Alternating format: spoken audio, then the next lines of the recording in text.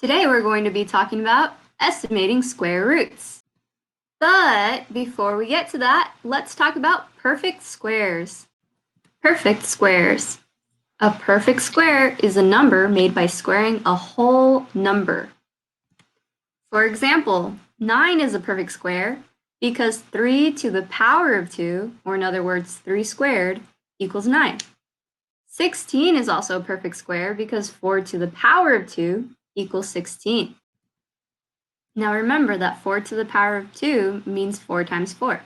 If we visualize a 4 by 4 object, we get a perfect square with an area of 16.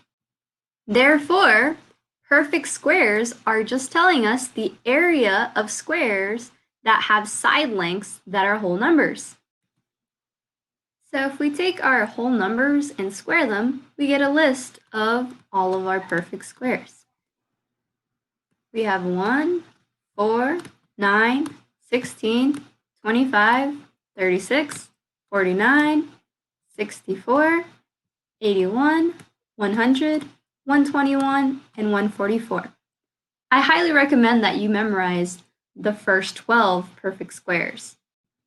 As you know, mathematical operations have inverses. Subtraction is the inverse of addition. Division is the inverse of multiplication. The inverse of squaring a number would be a square root. This would be read as the square root of x. Now, the square root of x is the number that gives x when multiplied by itself. For example, if we have the square root of 100, we need to think what number multiplied by itself would give 100. We know 10 times 10 is 100. So the square root of 100 would be 10. The square root of 1 is 1 because we know 1 to the power of 2 equals 1. The square root of 4 is 2 because we know 2 to the power of 2 equals 4. The square root of 9 is 3 because we know 3 to the power of 2 equals 9, and so on. As long as you know your basic math facts, then finding the square root of perfect squares is pretty simple. But what if you're trying to find the square root of a number that is not a perfect square? Well, let me show you. We can estimate square roots with 3 steps. Let's start by approximating the square root of 28. Step 1. 28 is located between which two perfect squares? Well, 28 has to be located between 25 and 36. Since 28 is located in between the perfect squares of 25 and 36, that means that the square root of 28 must be located in between the square roots of 25 and the square root of 36. This leads us to step 2. The square root of 28 would be between which two numbers? Well, the square root of 25 is 5. The square root of 36 is 6.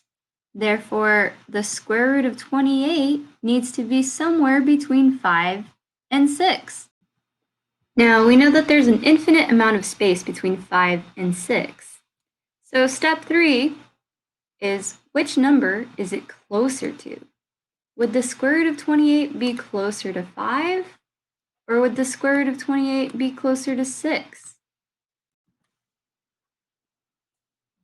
If we take a look at our number line from step 1, we can answer that question. The square root of 28 is closer to the square root of 25 than it is to the square root of 36. Therefore, the square root of 28 should be closer to 5.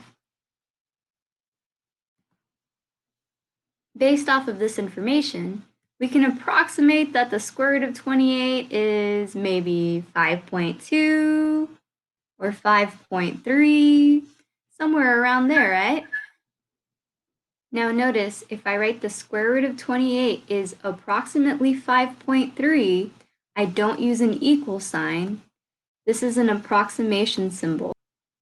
It's kind of a squiggly version of an equal sign. Now we approximated the square root of 28 to the tens place. If we wanted to, we could approximate it to the hundreds place by continuing our process. We decided that the square root of 28 was maybe 5.2 or 5.3. Well, let's check our approximation. Let's calculate 5.2 squared, and let's calculate 5.3 squared.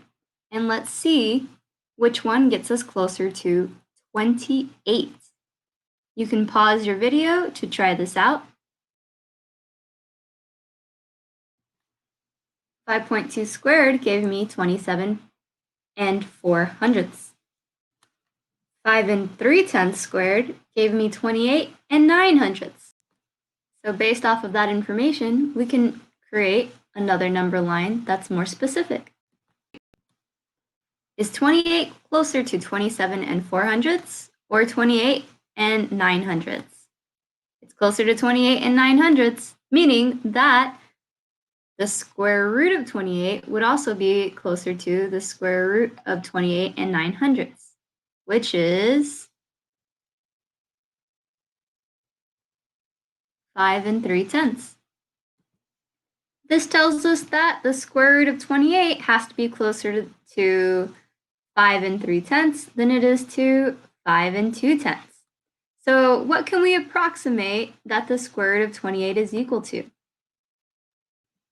Well, the square root of 28 seems pretty darn close to 5.3, so I would say that the square root of 28 is approximately 5 and 29/100ths. Since it's really close to 5 and 3/10, I feel like that's a good approximation. Now, if you wanted to, you could get more specific approximations by continuing the process, but we'll stop here. Now to summarize, for estimating square roots, if you want to approximate the square root of x, step 1, determine that x is located in between which two perfect squares.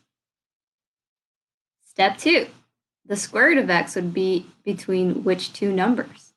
So take those perfect squares that you determined in step 1, take the square root of those perfect squares, and that tells you where the square root of x would be in between. Step 3 would be to determine which number is it closer to.